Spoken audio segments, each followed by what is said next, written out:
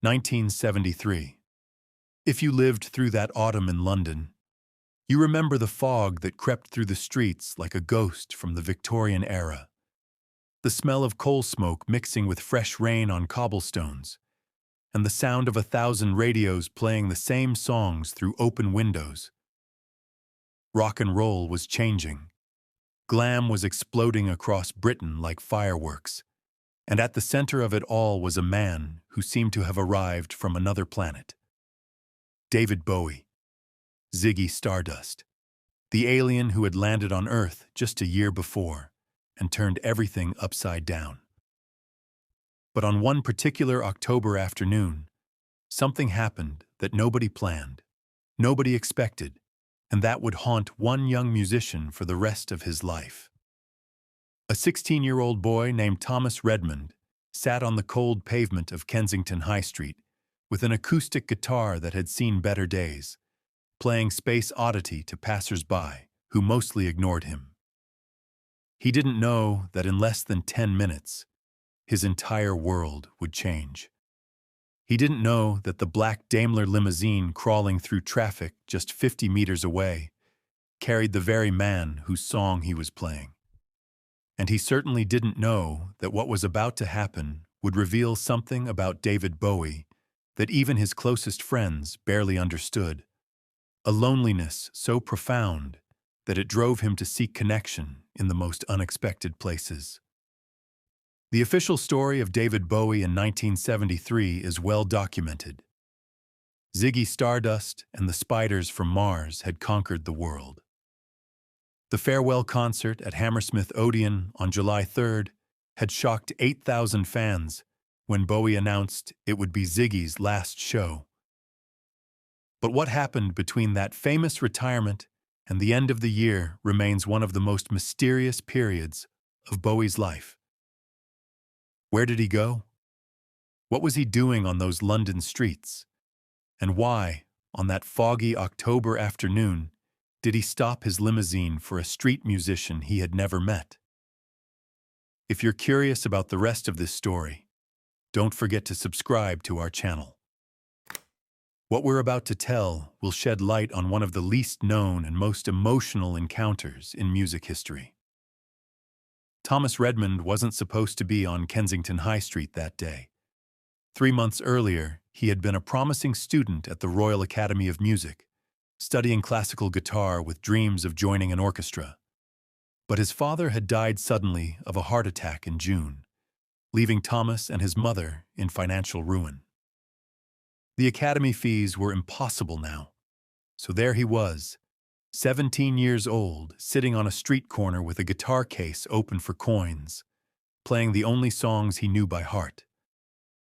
Beatles covers, Rolling Stones, and Space Oddity, which he had learned note by note from the record, wearing out the vinyl with repeated listens in his cramped bedroom. The song meant something to Thomas that went beyond its melody. Ground control to Major Tom. A man floating in space, disconnected from everything, alone in the vastness of the universe. Thomas felt like Major Tom, cut off, drifting, his connection to his old life severed.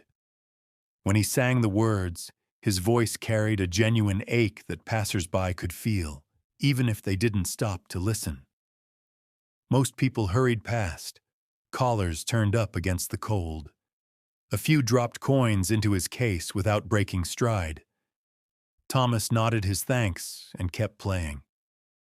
He didn't notice the limousine at first. Traffic on Kensington High Street that afternoon was heavy, cars crawling bumper to bumper through the fog. The Daimler was just another expensive vehicle, its windows tinted dark, its occupant invisible. But inside that car, something was happening. David Bowie, dressed in an elegant suit with his red hair styled perfectly despite having just left a recording session at Trident Studios, had been staring out the window in silence for the past 20 minutes. His manager Tony DeFries sat beside him, discussing plans for the upcoming Pin-Ups album, but Bowie wasn't listening. He was somewhere else entirely, lost in the peculiar melancholy that had been consuming him since Ziggy's death. Not a real death, but the theatrical execution of his most famous character. Then he heard it, faint through the closed window, barely audible over the engine and traffic noise, but unmistakable. Someone was singing Space Oddity. Bowie's head turned sharply toward the sound, his eyes scanning the crowded sidewalk. There, a thin young man with shoulder-length dark hair sitting against a shop wall, fingers moving over guitar strings with surprising precision. The boy was singing Bowie's words, but there was something different about it. Something raw and genuine that made the song sound new again, as if Bowie were hearing it for the first time. "Stop the car," Bowie said quietly. Tony DeFries looked up from his papers, confused. "What?" "Stop the car, now." But what happened next would change everything, not just for the boy on the street, but for Bowie himself. Because in that moment, he was about to discover something he had been searching for without knowing it. Thomas Redmond's fingers stumbled on the guitar strings when he saw the man approaching. At first, his brain couldn't process what his eyes were telling him. It was impossible. David Bowie didn't walk down Kensington High Street, but there he was, striding across the pavement with that distinctive gait, those sharp cheekbones catching the diffused afternoon light, one eye blue and one appearing brown due to the permanently dilated pupil, a childhood injury that had become part of his mystique. Thomas's voice died mid-verse. His hands froze on the fretboard. He stared, mouth slightly open, unable to form words or thoughts beyond a single, screaming realization. David Bowie is walking toward me. Other pedestrians were starting to notice now, heads turning, whispers spreading through the crowd like ripples on water. But Bowie seemed oblivious to the attention, his focus entirely on the boy with the guitar. "Don't stop," Bowie said, his voice softer than Thomas expected. "Please, keep playing." Thomas tried to speak, failed, swallowed hard, and tried again. I can't. I'm sorry. Bowie smiled. Not the theatrical Ziggy smile that had graced a million magazine covers, but something gentler, more human. He gestured to the empty pavement beside Thomas. "May I sit?" It was such a bizarre question that it broke through Thomas's paralysis. The most famous rock star in Britain was asking permission to sit on a dirty London sidewalk next to a nobody street musician. Thomas nodded mutely, sliding over to make room. Bowie sat down gracefully, seemingly unconcerned about his expensive suit touching the grimy pavement. Up close, Thomas could see things the photographs never showed. The fine lines around Bowie's eyes, the slight imperfection of his teeth, the way his hands trembled almost imperceptibly. He looked tired in a way that went deeper than physical exhaustion. "You were playing my song," Bowie said. It wasn't a question, but there was something in his tone, curiosity mixed with something that might have been loneliness. "Yes," Thomas managed. "Space Oddity. It's my favorite." "Why?" The question caught Thomas off guard. "Because it's about being alone, really alone, floating in space with nothing to hold on to. And I understand that feeling." Bowie was quiet for a long moment, studying Thomas's face with an intensity that was almost uncomfortable. Around them, the crowd of onlookers was growing. Someone had a camera. Flashbulbs were starting to pop. Tony DeFries had emerged from the limousine and was standing at a distance, looking anxious. But Bowie seemed to have forgotten about everything except the conversation he was having with this stranger. "My father died," Thomas continued, not sure why he was telling this famous person his private pain. "3 months ago. I had to leave the Royal Academy. I was studying classical guitar. Now well, you can see what I am now." And in that moment, something passed between them. A recognition, an understanding that would lead to one of the most extraordinary afternoons in rock and roll history. But what Bowie said next would reveal a truth about fame that nobody talks about. "I know what it's like to lose your moorings," Bowie said quietly, his eyes distant. "Everyone thinks fame is the answer, that success means you're never alone. But it's the opposite. The more famous you become, the more isolated you are. You float further and further from Earth, from real human connection, until you can barely remember what it feels like to just be normal. To sit on a street corner and play music because you love it, not because there's a contract or a deadline or 10,000 people expecting you to be something you're not." Thomas stared at him, stunned by the raw honesty. This wasn't the alien persona. This was David Jones from Brixton, 30 years old and suddenly seeming very human and very lost. "Play it again," Bowie said. "Space Oddity. Play it for me like you were playing it before. Like it's just yours. Like I'm not here. Can you do that?" Thomas looked down at his guitar, his heart hammering, but something in Bowie's voice made him take a breath and position his fingers on the frets. He started the opening progression. His voice shook on the first words, but then something happened. He stopped thinking about David Bowie sitting beside him. He stopped noticing the crowd. He just played, pouring all his grief and loneliness into the song. Bowie closed his eyes and listened, really listened.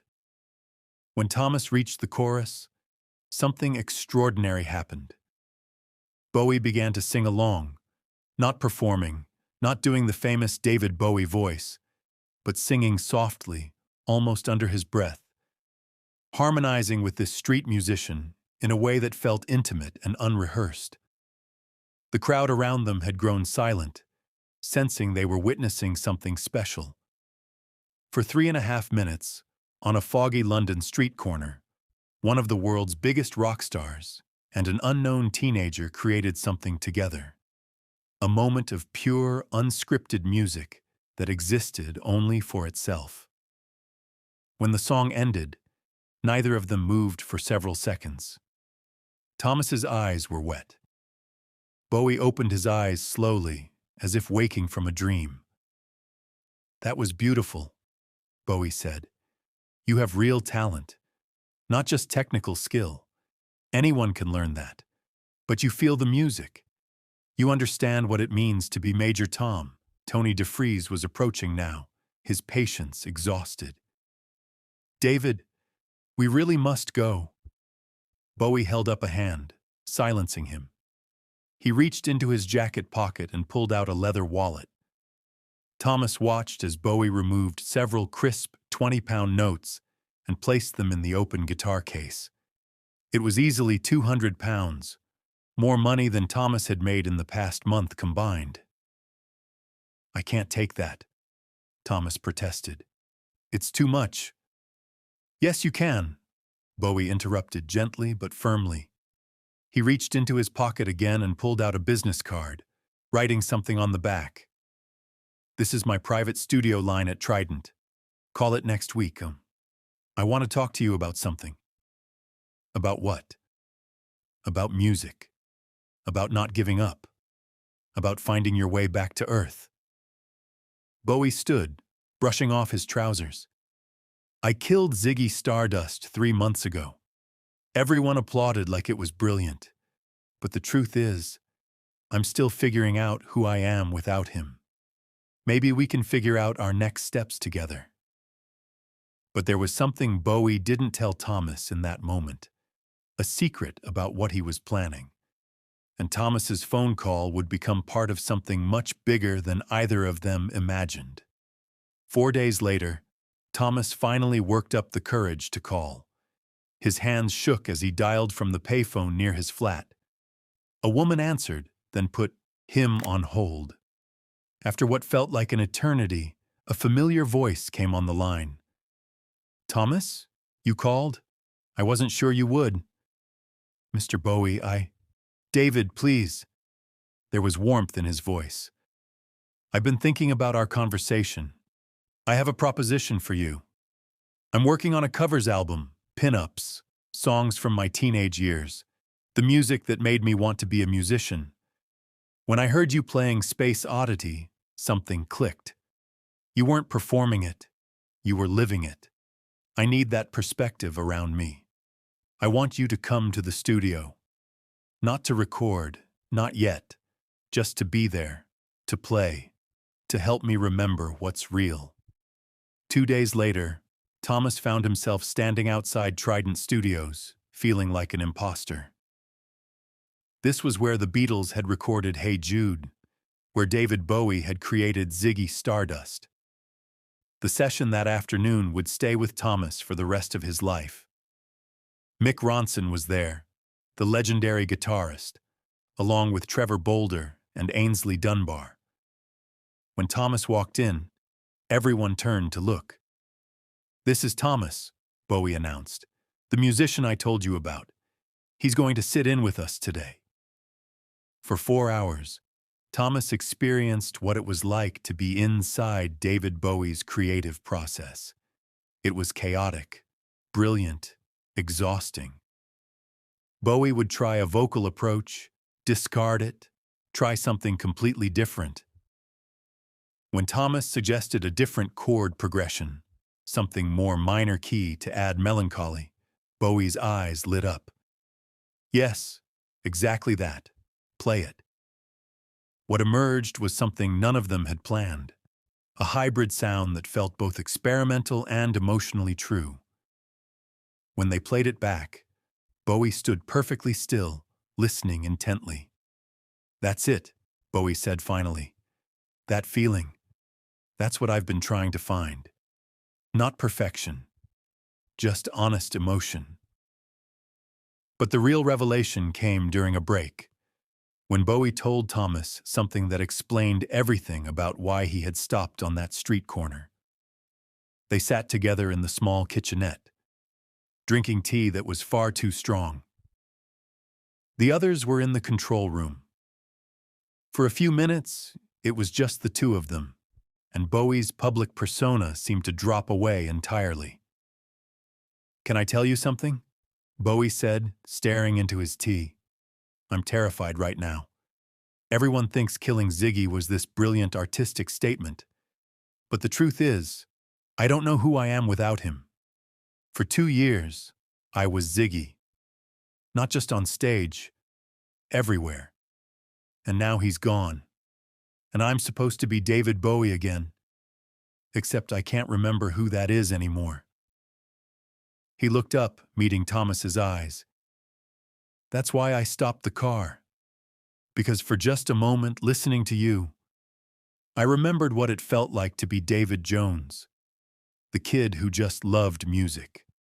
Before the fame, before the characters, you were playing Space Oddity like it still had meaning. And I realized I'd been drifting so far from that meaning that I couldn't find my way back." Thomas didn't know what to say. But maybe that was the point. Maybe Bowie just needed someone to listen without judgment. "Major Tom is floating in space, completely alone," Bowie continued quietly. "The last thing he hears is ground control telling him he's famous. His circuit's dead. That's what fame feels like sometimes. Floating in a tin can, and everyone's telling you how amazing you are while you're just drifting. Alone." The pin-up sessions continued for weeks, and Thomas became part of the team. He wasn't credited on the album, but Bowie insisted he be there. Sometimes Thomas would play. More often, he would just listen, offering thoughts that Bowie valued. November arrived cold and wet. Thomas was invited to Bowie's home in Oakley Street for a small gathering. Late in the evening, he found himself alone with Bowie on a freezing balcony overlooking the street. "I'm leaving London soon," Bowie said. "Going to New York, then Los Angeles. I want you to know that meeting you changed something for me. Reminded me that music is supposed to be about connection, not isolation.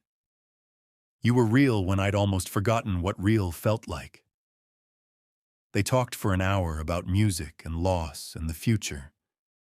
Thomas told Bowie about his father, about dreams that had died and new ones forming.